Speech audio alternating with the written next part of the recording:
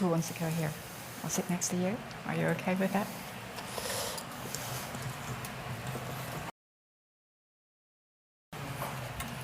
These chairs are always so high. This is a balancing act, right? Yes, like research. Yeah, exactly. Like research. Okay, well, thank you very much. First of all, I'd like to just say a very, very quick thank you to Chris, who's come in at the 11th hour to this panel, because we had Ellie who couldn't make it. So thank you very much, and I'll let you introduce yourself in a minute, because you all know Fanny and you all know PJ from this morning. Last minute change. I'm going to do a very, very quick warm-up. We all know about warm-ups. So let's do a quick would you rather. So, PJ, what would you rather? A year underwater or a year in space? Wow. Space. Okay. Chris, a hot chocolate fudge cake or a low-fat yogurt with granola? The cake. Fanny, backpacking in the wilderness for a year, or 5-star resort Caribbean for a year? I love backpacking. You can ask my children. I love camping, and they hate it. Okay. So Fanny, PJ, we know you, but Chris, maybe you'd like to introduce yourself. Just a quick 30 seconds introduction for the audience. Hi, I'm Chris Raston. I am the Global Research and Insights Lead at E.ON in the Global Insights and Customer Experience Department under Christina Hodish. I've been with E.ON now for 4 years as of the 1st of April. Moved to Germany around 10 years ago. I used to be a public servant for the Correctional Services of Canada, doing research on treatment programs for offenders in our federal prison system. Since I'm not European, I couldn't work for the government, so when I moved to Germany, it made sense to move to the private sector.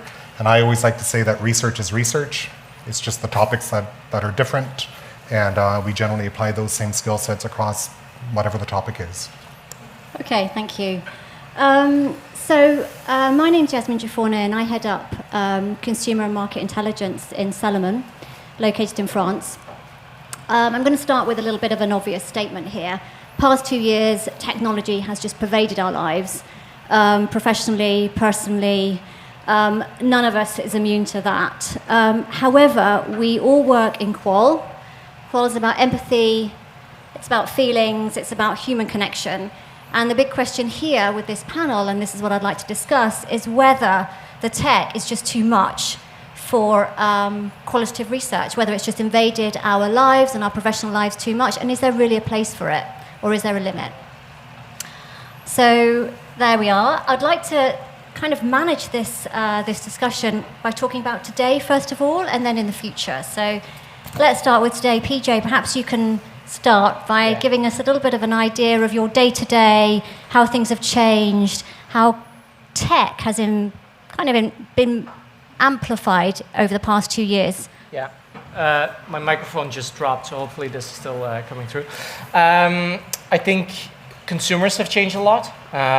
We've all, to a certain extent, been more accustomed to the kind of video platforms that are also used for market research.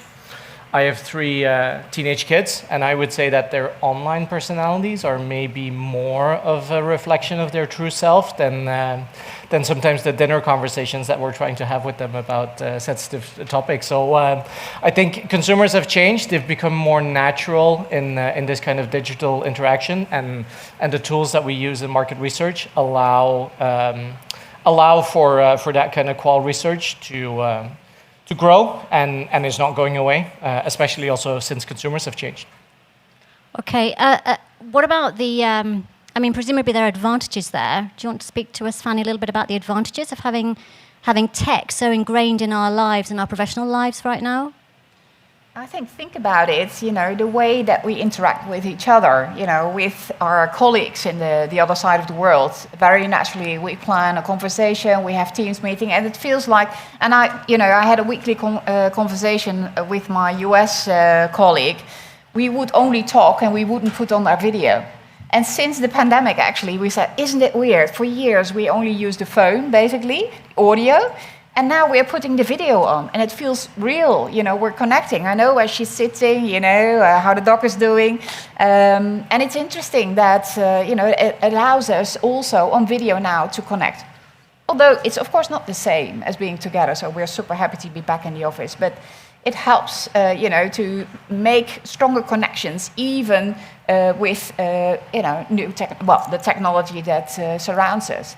And I think, like PJ also said, real people, real context. And I feel that, it's easier to get maybe the right people in your qualitative discussions because the barriers are lower. You don't need to go to a location where there's qualitative research, but it can be done from your home. So it's easier to get the right audience as well to talk to. Okay, now you did speak to us a lot about empathy Yes. this morning, and I'm quite interested to see how the whole panel tries to connect empathy and tech and really getting to true empathy. Have you got any thoughts there, Chris? I think it kind of builds on what your first question was. So if we're expecting these text analytics tools to provide us quick summaries of what people are thinking and feeling, that's great. It's really good that we've come so far in terms of being able to analyze qualitative data to that fashion. But we also have to know its limitations, that it's not a one-stop shop that can answer all of our questions, and it doesn't give us a reason to be lazy as researchers. So just because we can have a computer kind of identify some commonalities in terms of themes and trends, can you really empathize with just what was been quantified, but you didn't read or listen to what the person was saying? You didn't take the time to feel the nuance of what was being said or have an interaction with a key informant interview and to see their face. The computer analysis is good, but I think the big thing is just to really reinforce, don't let it make you become lazy in how you work, because you won't get that feeling of the customer if you're just looking at a dashboard that quickly summarized 10,000 respondents. That would be my view. Did you prefer the way things were before? I wouldn't say I prefer them before, and I don't think any of us in the olden days really loved doing 500 interviews and then theming 500 interviews and then validating it with a colleague to make sure you have inter-rater reliability going on. And I mean, those were not fun times. But at the same time, it provided a really good foundation to question how AI operates in terms of how it's classifying information, to make sure that if you produce a model based on what an algorithm's doing, can I replicate that if I do it the old school method and all of us agree that these were the themes that were coming out? I think we're better researchers when we understand what's happening under the hood, and then we can also get a little bit more empathy into that conversation. PJ, would you agree with that? You said there's obviously the concern of getting lazy, but there is also pressure from the business. I see more and more of a divide within my insights work and my insights team between the kind of fast insights that are needed to feed into the business, the urgent insights, and slower research. It's not easy as an insights director to carve out time and budgets for slow research, and there is absolutely still a role.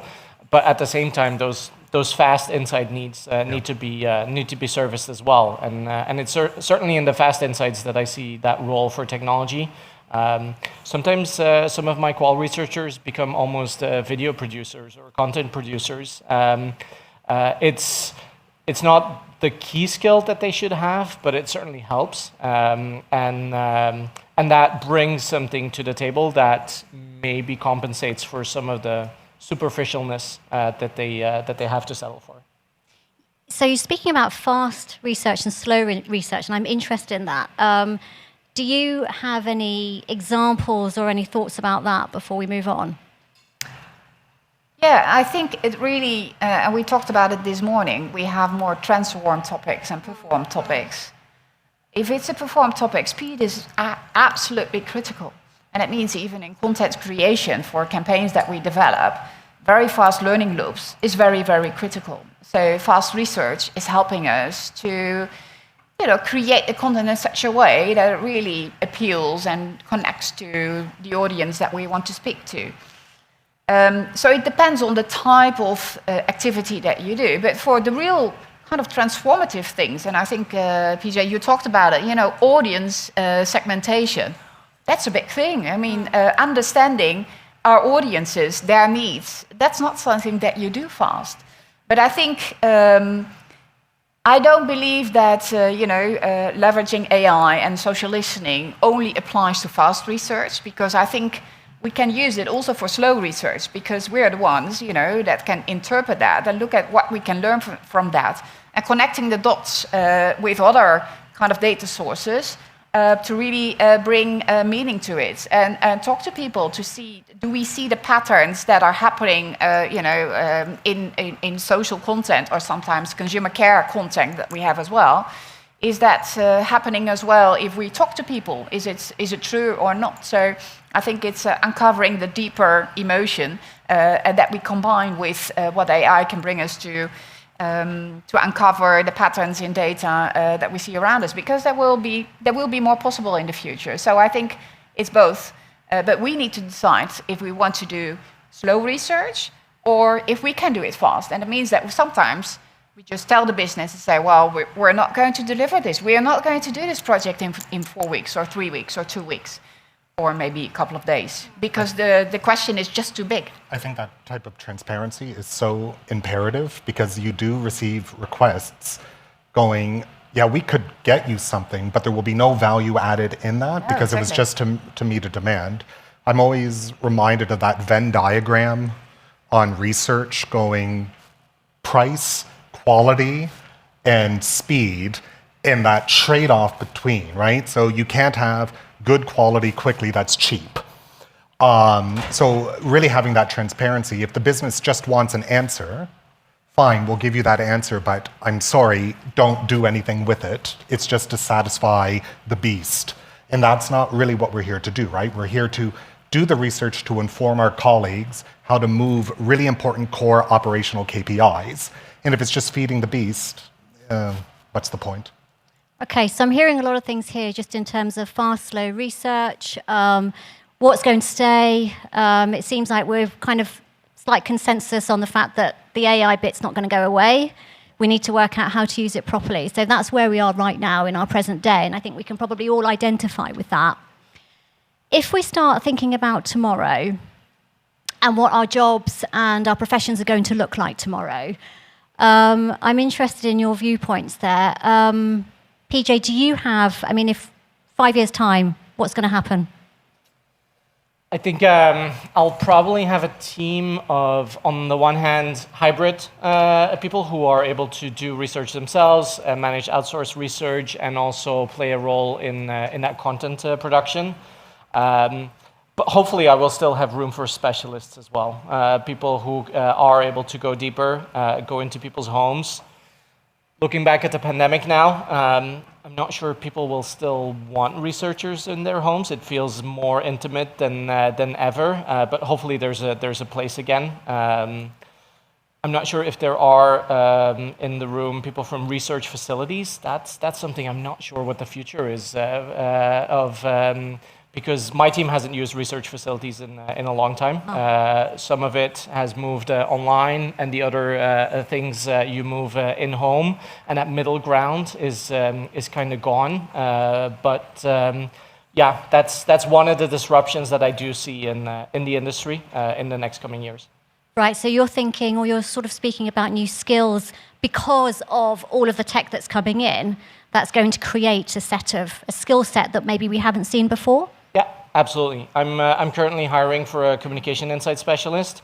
I previously had somebody in that role who came from a very traditional market research background, did a great job. But when I'm hiring somebody new now, I would want somebody with more media and communication proficiency to also work with the analytics side, the marketing analytics team, to look at performance of media and especially digital media in market. It's that kind of hybrid, or at least updated skill sets that are slowly going to change my team. What about you, Chris? I'm pretty impressed with how the world adapted in COVID. I don't know about you guys, but it felt like overnight, IT systems were adapted. We were just, Zoom was there, Microsoft Teams was there.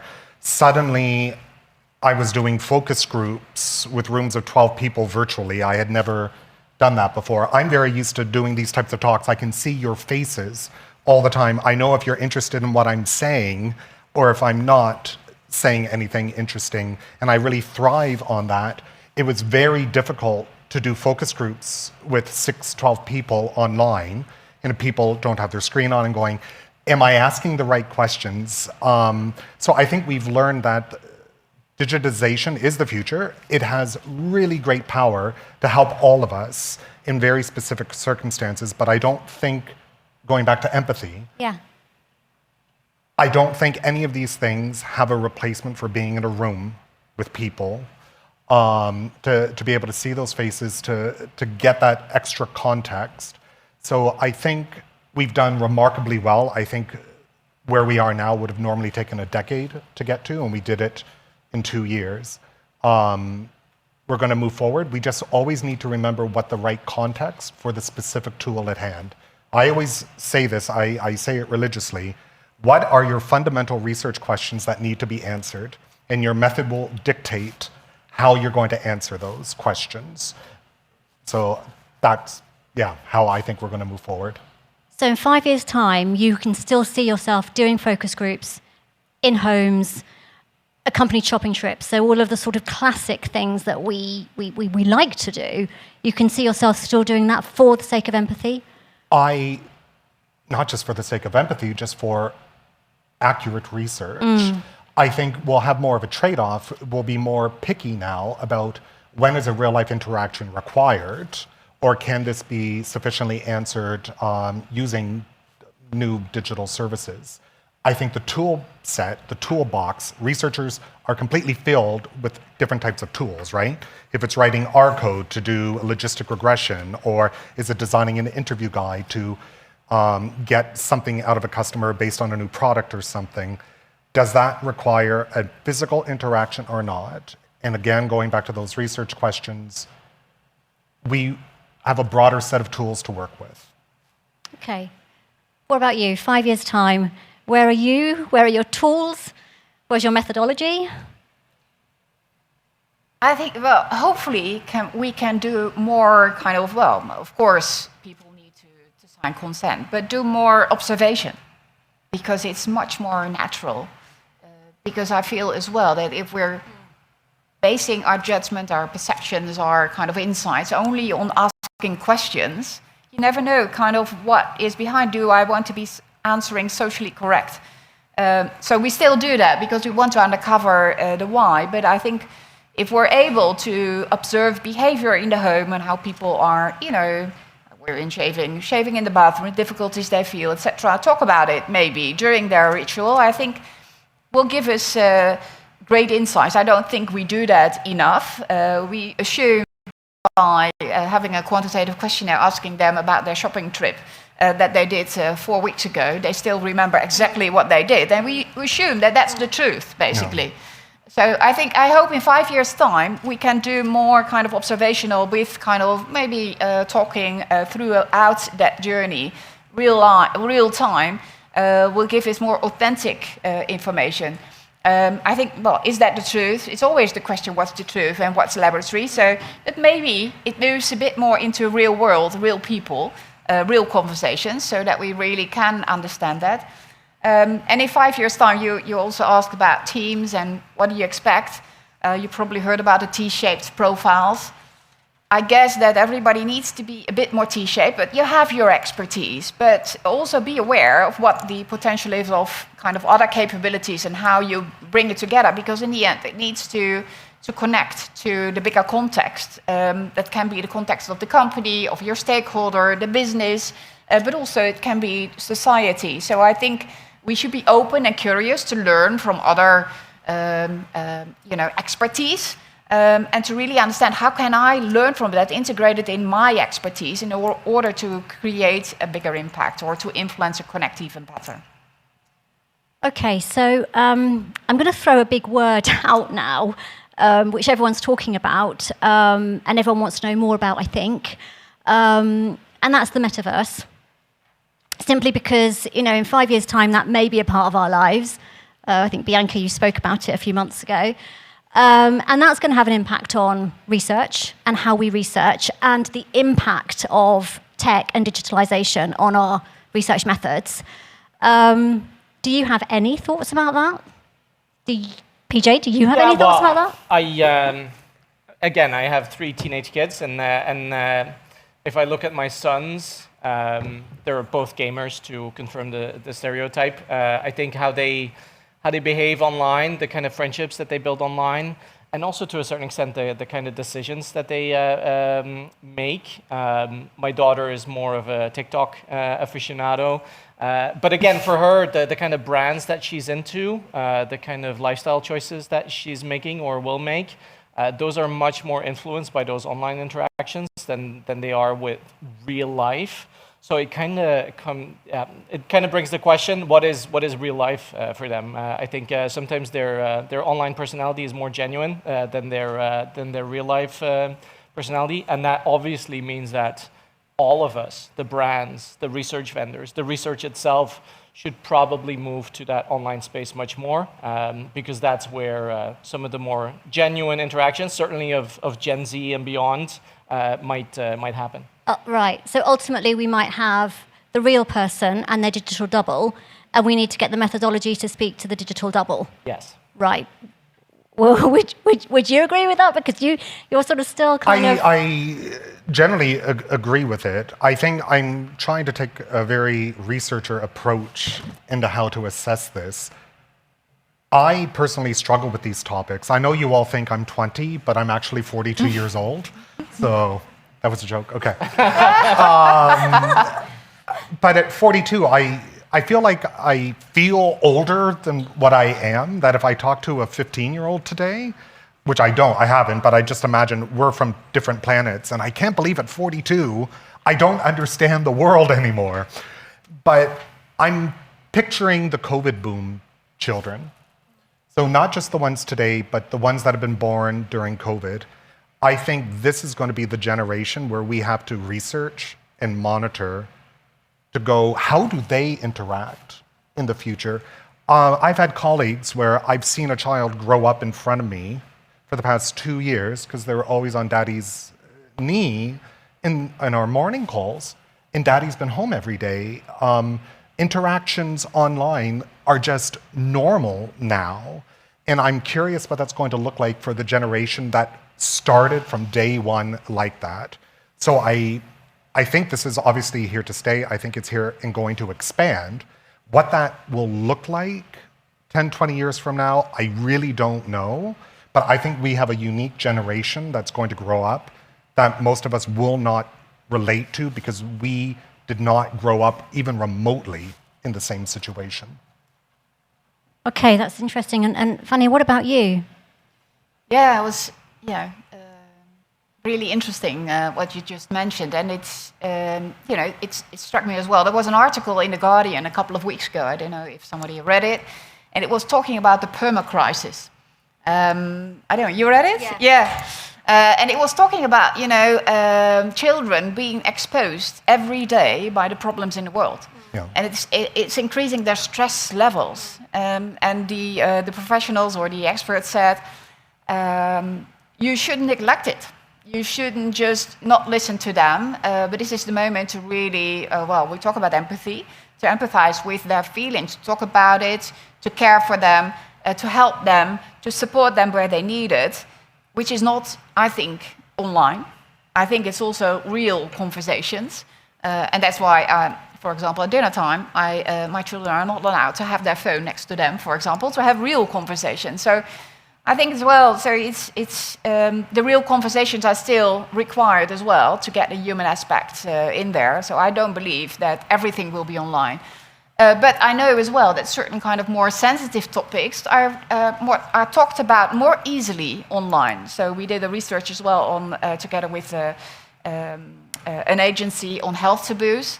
And you see that online, you see suddenly, let's say, certain health taboos coming across, that people don't dare to talk about when they're in the office. Women having their periods, is something still taboo, that you can't talk about these type of things. And you see that, that these type of conversations you can tap into when you're looking at the blog posts and how they talk about these topics. Yeah. Right, okay, so I think we've had some interesting debate on now, which we can all relate to, and tomorrow, which is a little bit of the unknown, but we're pretty sure that obviously the digital side of things is just going to be massive, and the human side of things needs to be massive. I don't know whether we have any questions. We need something juicy so that we can start yelling at one another and make it really dramatic. We haven't argued enough. Angry tweeting. Hello, fellow Canadian. Hello. Hi, my name is Patricia King. So I work on the vendor side. My company's name is Dig Insights, and we focus on tech first, tech forward. And this whole conversation, I just took like 18 notes here, thinking about the fact of being online now. And I kind of want to get your thoughts on, we mentioned at the beginning, speed, cost, all of those different trade-offs.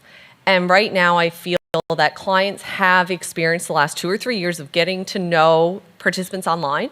I agree with PJ in that I actually find many participants are better online. They're more open online. They've gotten great in focus groups and know how to cut each other off and debate. So all of that's changed. Real life, mobile ethnographies, shop alongs. So do you think that clients, brands, can come back from being able to have global reach, having more participants for less money and research done faster than flying across the country to talk to people to get potentially more empathy? Juicy enough? Yeah, I think the trade-off will still be there. I think especially when you look at unmet needs or jobs to be done, I think the kind of online tools that we see there are great for consumers to react to something, whether they allow for some real digging into the kind of challenges that they have in life and the potential solutions that brands can offer. Those will probably still require a kind of deeper level of research that ultimately comes with that trade-off. I think to a certain extent it also depends on who owns the budget in corporations. If it's the business owning the budget, then typically the quality will maybe suffer first, and it's all about speed and cost. I think therefore it's important for CMI organizations to also partly own the budget themselves, so they can invest in that kind of slow research. What tools they'll use for that slow research is up for grabs, but that's certainly a balance I see. I'll chip in with an example here as well. We do a lot of observational research because I work in a company. And so very often we'll go out and we'll run with consumers or we'll ski with consumers to just not speak to them, but just to see how they're using their product. And one half day we went out to ski with some consumers with one gentleman. And actually he spent half an hour skiing and 2 hours, actually on the après ski. And when we did, so that we observed this, and we noticed that in terms of, jacket and pockets and where he puts his stuff and everything, and all of that was clearly quite important, but from an après ski perspective and not a ski perspective. And then when we did our sort of traditional Q&A afterwards, we didn't speak about that. We only spoke about the half hour on the slopes, but that wasn't the clear need for the product. And so I agree, and I think what you're saying in terms of timing and budget, they're things that our stakeholders want to hear. But sometimes you can't really escape from just getting an observational insight, which I don't think we would have got online. So that's sort of the power of observation, I think. I think there's an equation of return on investment as well. So it really depends. I think you talk about who owns the budget, but even if you own the budget as a research department, you really think about, okay, what do I get back for investing in focus groups and we fly with the team around the world, I don't think we will go back to that. I don't believe it. I think you will do that more deliberately where it's really critical and you really want to go deep, as mentioned before. So there's we have embarked on that change, and I think we don't turn back the clock there, but we deliberately decide where we want to do observation or where we think we need to do focus groups or go in people's houses because it's fundamental insights that we need to generate. Yeah, and ultimately, we're all looking at reducing a carbon footprint anyway, so Exactly. that there are battles between budgets. I'm having flashbacks of flying around Canada, going to all the prisons. I like to say I've been to every federal prison in Canada, so it's always a good way to break a conversation. But I forget how many facilities we had, 38 at the time or something like that.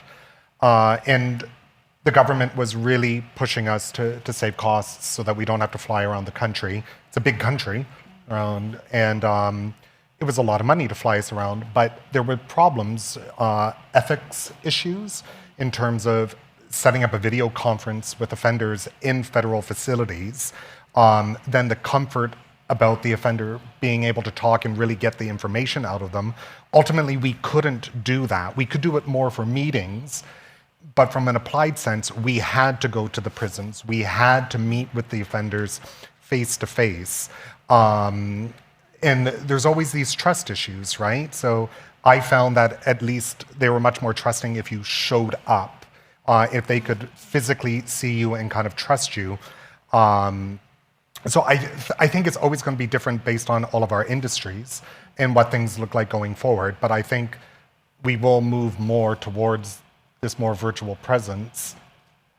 But we need to be clear when we're going to sacrifice research results and research findings just for the sake of saving a few euros. That is where we need to do that balancing act. But I think the carbon footprint is a very important one as well. So I think will in get any bigger. business traveling that we do, so and any other activities that we do as well. So yeah. Jasmine, I do think one of the victims that we'll see is the serendipity that Dimitri talked about.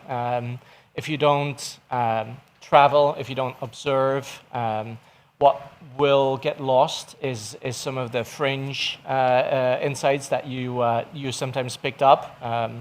Market research is probably going to be much more functional, just like probably our working lives have become much more functional. We don't have coffee chats anymore. And that kind of serendipity will also probably be a victim in market research. It'll be difficult to find the side nuggets or the golden nuggets that were hidden on the side because we don't simply observe them anymore or have the time and budget to do so. Or maybe the observation will just be online and we'll be just watching people do things in their virtual space. Yes. Could be a new kind of serendipity. Yeah.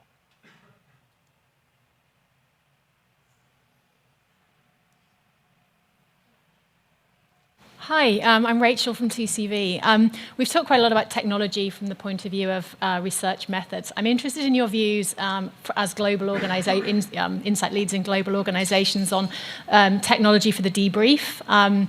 About a month ago, I had the privilege, and I say it really was a privilege, to actually have a face-to-face debrief for the first time in years. And there was about 20 people in the room, no screens. And I suddenly realized what we'd lost from that process. And of course, now that teams are more global, they're working from home, there's so many changes in the way we work, which probably aren't going to go back to where we were. How do we overcome that engagement process with the debriefing? I have such a strong opinion on that because I'm sorry to jump in, but I've been kind of going mad. So I work with 9 markets, and I always try to actively visit them once or twice a year to really. I think all of us, research is also built on stakeholder management and stakeholder relations, right? And really building these healthy relationships where there's a mutual level of trust. And it's still there, but it doesn't feel the same. I have barely seen anyone. And that physical presence, I think we have to be, I think going back to the research methods that we choose, we have to pick and choose when it makes sense. Carbon footprint. Does it make sense to be flying back and forth between London or Milan or something every week? do we need to do that? But after 2 years of being in a room together, I actually did have a meeting with people in Essen. It had been the first time in a long time. And I just did this joke. There was around 8 of us sitting at a table or something. And I went, sorry, I was on mute. I forgot. Because we're just so used to it. We need it back, but I think we need to question the extent in which we actually have to do it for the sake of the environment, to save CO2 emissions. But we are human beings. We need physical interactions with one another. I couldn't be happier to see everyone here because it's my first conference in 2 years. And I think we're getting much more out of this than we would if we were just staring at a screen for 16 hours. I don't think any of us want that again. Sorry. At the same time, I mentioned before that we've started with a weekly insights call since COVID. It's currently happening on Wednesdays, which might become an office day at Bose again. If that happens, I will move that call to either a Monday or a Friday, because the kind of quick insights that come with multiple presenters coming in to share either urgent or important topic, and nobody being in a room together, it does kind of work. It allows for 3 10-minute topics. You don't have to change presentations. There's not this weird hybrid of some people being in the room and some people being online. So that's an example of where I have adapted, or I will adapt to the new way of working, and try not to do that in person, because it simply wouldn't work for the kind of quick insights that I'm trying to spread. And finally, we are also trying to ensure that the kind of content that we put out there can be consumed on a smartphone, because a lot of the stakeholders that we work with, part of the time they're on their laptops, obviously, but they're also looking at their social feeds and their Teams feed on smartphones. So making sure that the content we share also works on a smartphone screen is an important consideration.